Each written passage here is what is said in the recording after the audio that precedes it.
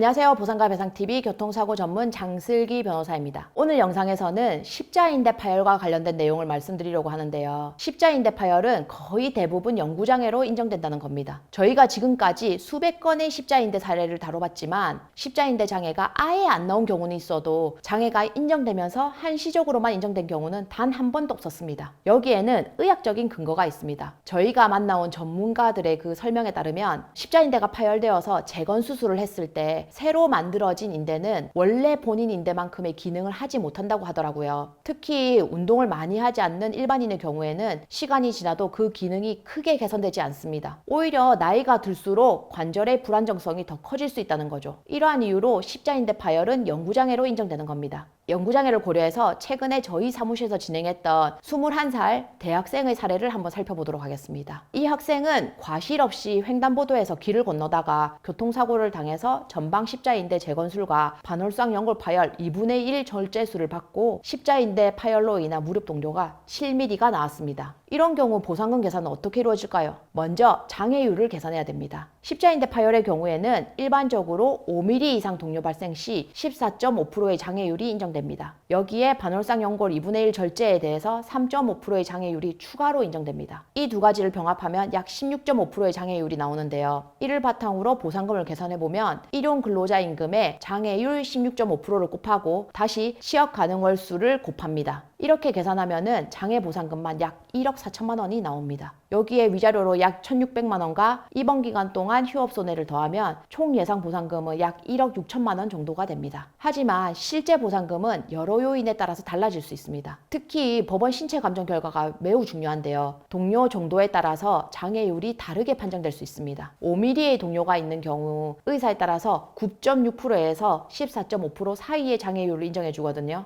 근데 최근에는 9.6%로 소견하는 경향이 조금씩 늘어나고 있지만 7mm 이상의 동료가 있다면 반드시 14.5%의 장애율을 주장할 필요도 있습니다. 저희가 진행한 십자인대 파열 관련 사례를 분석해보면 보험사와 합의로 끝나는 경우와 소송으로 가는 경우가 거의 반반인데요. 저희가 주장하는 장애율을 보험사가 인정할 경우 보통은 합의로 끝내고요. 인정하지 않을 경우에는 소송을 진행하게 됩니다. 또한 이런 사고를 당하셨다면 초기 대응이 매우 중요하다는 점을 강조드립니다. 적절한 치료를 받는 것은 물론이고 합의를 위해 어떤 자료를 준비해야 되는지가 성공적으로 합의를 하는 데 있어서 중요하다는 얘기입니다. 이런 자료들이 나중에 합의금 협상이나 소송 과정에서 중요한 증거가 될 수 있기 때문이죠. 이와 관련해서 자세한 상담이 필요하시다면 언제든 보상가 배상으로 연락 주시면 여러분의 권리를 지키고 정당한 보상을 받을 수 있도록 최선을 다해 도와드리겠습니다. 오늘 영상은 여기까지고요. 내일 또 새로운 주제로 찾아뵙겠습니다. 영상 끝까지 봐주셔서 감사드립니다.